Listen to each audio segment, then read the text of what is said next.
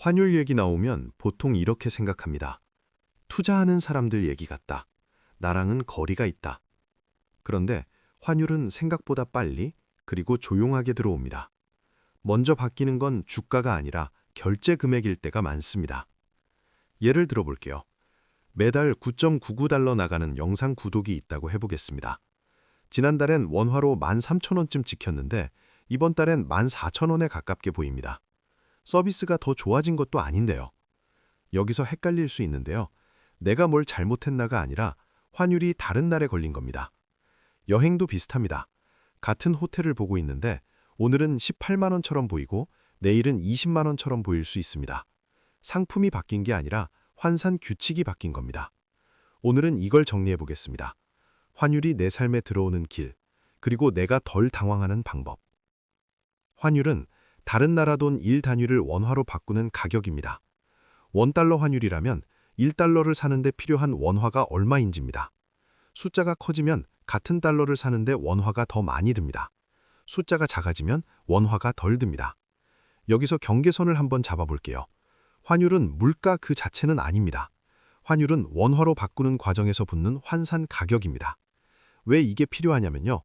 국경을 넘는 거래는 결국 어떤 통화로 값을 매길지 정해야 하기 때문입니다. 여행, 수입품, 해외 결제처럼 통화가 다른 거래에선 이 규칙이 항상 들어옵니다. 생활 예시로 바로 보겠습니다. 해외 직구로 50달러짜리 물건을 장바구니에 담습니다. 결제 화면에서 원화로 보기 버튼을 누르면 원화 예상 금액이 뜹니다. 그 숫자는 50달러 곱하기 그날 환율에 가깝게 움직입니다. 배송비나 세금 같은 건 또 따로지만요. 이제 이걸 오해부터 정리해 볼게요. 환율이 오르면 내 삶이 무조건 나빠진다. 이렇게 단정하기 쉬운데요. 생활에서는 경우가 나뉘는 편입니다. 첫째, 바로 맞는 건 달러로 결제하는 지출입니다. 구독, 직구, 해외여행, 해외 송금 같은 것들이요. 이건 체감이 빠릅니다. 둘째, 조금 늦게 들어오는 건 수입 원재료가 섞인 가격표일 때가 많습니다. 커피, 초콜릿, 기름, 전자제품처럼요. 여기는 재고가 있고 계약이 있어서 시간차가 생기는 경우가 많습니다.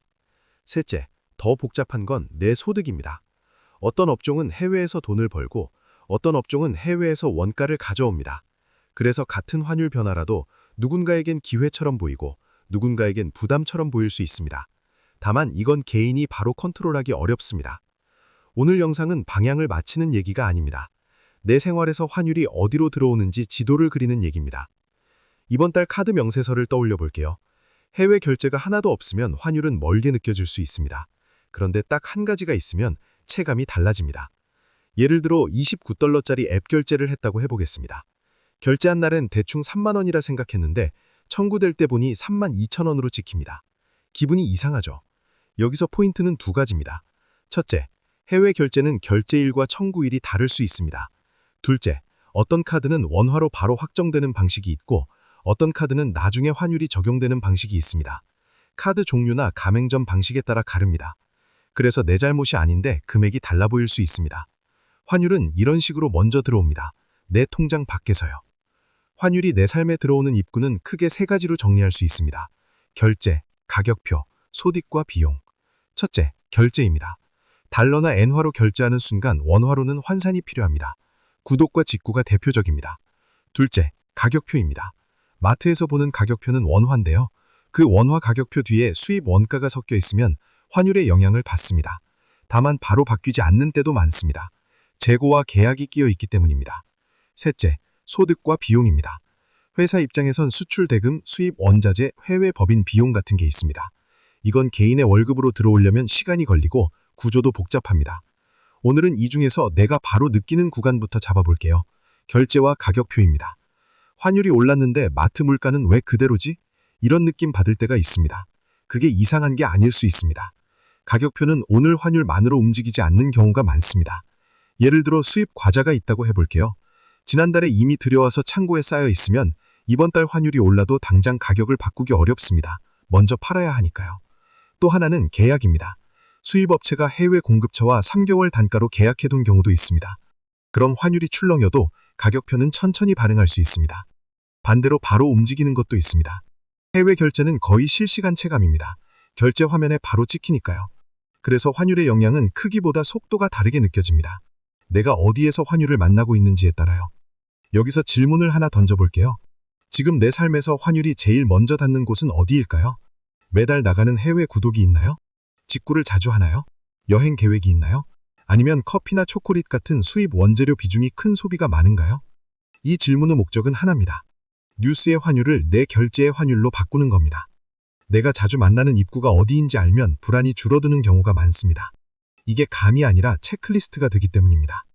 환율이 올라서 다 힘들다. 이 말도 맞을 때가 있지만 전부는 아닙니다. 같은 환율 변화가 누군가에겐 가격으로 오고 누군가에겐 일로 올 수 있습니다. 예를 들어 해외에서 물건을 팔아 돈이 들어오는 업종은 환율이 높을 때 매출이 원화로 커 보일 수 있습니다. 반대로 해외에서 원자재를 사오는 업종은 원가 부담이 커질 수 있습니다. 그리고 개인은 그 사이 어딘가에 있습니다. 내가 그 산업에 속해 있느냐에 따라 체감 방향이 달라질 수 있습니다. 다만 여기서 중요한 건요, 개인이 이 구조를 당장 바꾸기 어렵다는 겁니다. 그래서 오늘은 맞히는 판단이 아니라 내 생활에서의 체감을 다룹니다. 내가 통제할 수 있는 구간이 어디인지 잡는 게 먼저입니다. 내 생활에서 환율 민감도를 계산하는 방법은 의외로 단순합니다. 달러로 결제되는 고정비가 얼마나 되느냐부터 보면 됩니다. 예를 들어 이렇게 적어볼게요. 매달 해외 구독 2개, 각각 10달러, 15달러, 합치면 25달러입니다. 여기에 직구를 한 달에 한 번 40달러 한다고 해보겠습니다. 그럼 한 달에 75달러가 환율을 타는 지출입니다. 이제 환율이 100원 움직인다고 가정해볼게요. 75달러 곱하기 100원, 대략 7,500원입니다. 여기서 중요한 건 정확한 숫자가 아닙니다. 내가 체감하는 흔들림이 한 달에 몇천 원인지 몇만 원인지 감이 잡히는 게 포인트입니다. 여행이 있으면 더 큽니다. 여행 예산이 1,000달러라면요. 환율이 100원만 달라도 10만 원 차이가 납니다. 그래서 여행 준비할 때 환율 뉴스가 더 크게 느껴질 수 있습니다. 이 계산은 불안을 줄이는 데 도움되는 경우가 많습니다. 막연한 공포가 아니라 내 숫자로 바뀌기 때문입니다. 그럼 이제 이런 질문이 남습니다. 환율이 흔들릴 때 나는 뭘 보면 덜 흔들릴까? 환율 차트만 계속 보면 오히려 피곤해질 수 있습니다.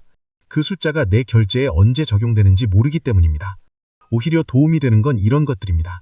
내 카드의 해외 결제 방식은 어떤지, 내 구독은 결제일이 언제인지, 내 여행은 결제 통화가 무엇인지, 이런 질문들은 맞히는 게임이 아닙니다.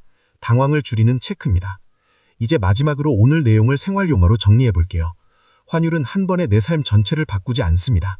대신 들어오는 문이 다릅니다. 결제는 빠릅니다. 가격표는 느릴 수 있습니다. 소득과 비용은 더 복잡합니다. 그래서 중요한 건 이겁니다. 환율이 오르냐 내리냐만 보지 않는 것, 내가 어떤 문에서 환율을 만나고 있는지 보는 것. 이걸 알고 있으면 같은 뉴스에도 덜 흔들리는 경우가 많습니다. 이제 오늘 바로 할 수 있는 것들로 마무리하겠습니다. 오늘 주제는 이렇게 정리할 수 있습니다. 환율은 투자보다 결제와 가격표에서 먼저 체감되는 경우가 많습니다. 그래서 대응도 거창할 필요는 없습니다. 오늘 바로 확인할 수 있는 것만 3가지만 보면 됩니다. 첫째, 카드 앱에서 해외 결제 내역을 한 번만 눌러보세요. 결제일과 청구일이 다를 수 있습니다.